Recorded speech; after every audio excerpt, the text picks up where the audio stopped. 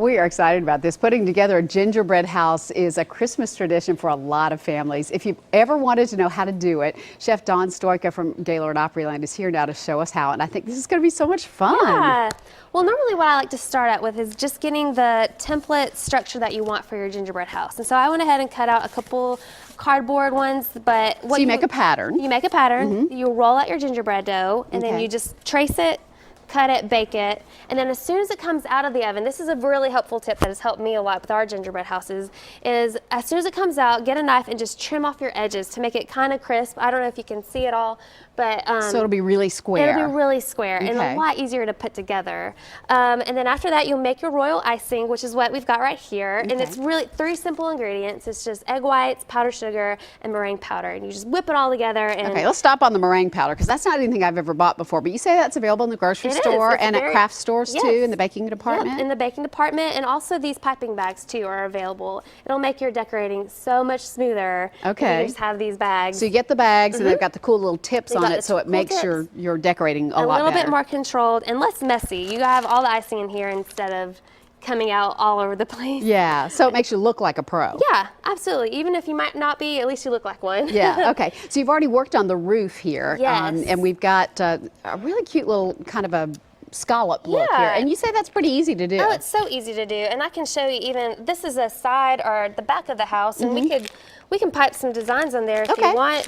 Just to kind of show you, I like to pipe on the gingerbread before you put it on because it makes it's so much easier to pipe down instead of piping up on something. So that's what we did here. And so you can just do any design that you want to, just whatever's pretty.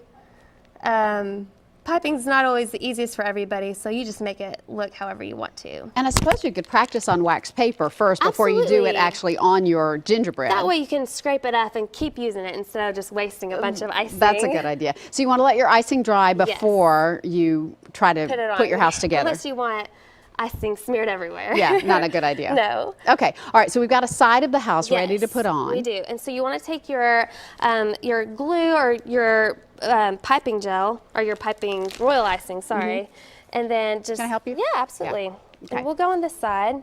And I grabbed some cans for us because we want to pipe the bottom first so it'll stick to the plate. Good idea. And you're just doing a straight line. Yeah, it's nothing too hard. And then you just, and the edge too, so it'll stick to that side. Okay. Whoa, sorry. That's a lot of icing, isn't it? It is a lot of icing. You want to put a generous amount, but not too generous, or it'll just be a hot mess. And so you just kind of squeeze up against the side and on the bottom of the plate. Okay. Can I hold it for you? Yes, and that's what we got some cans for. This will also help, so you don't have to you just place it on the inside.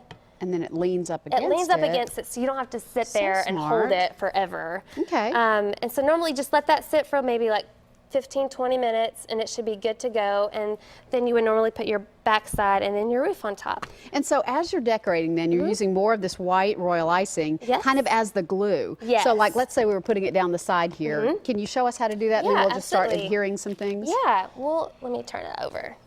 So probably like on the crease right here, also add more, secure. So you don't see the seams. Exactly. And then let's say we want to do gumdrops on the seams.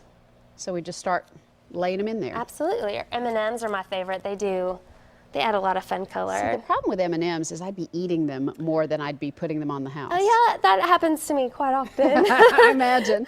I love what you've done with this finished one here too. You used the little shredded wheats as the roof. That's so cute. This is my first time doing that. I actually normally use candy, but the cereal works out a really cool, creative way. Also, like if you're doing Christmas trees, I've learned that turning like a sugar cone, ice cream cone upside down and decorating it with green icing, that also works well. So you just be creative when you're decorating. Use different kind of candy, and that'll make it look really clean and fun for your family. Such a great idea. Well, you'll get the recipe for this royal icing on our website at newschannel5.com. It's recipe number 5273. That's where you'll also find more information about Gingy's gingerbread decorating, and it runs through January 3rd over at Gaylord Opryland. Dawn, thanks so much. Thank you so much. Appreciate you being with us.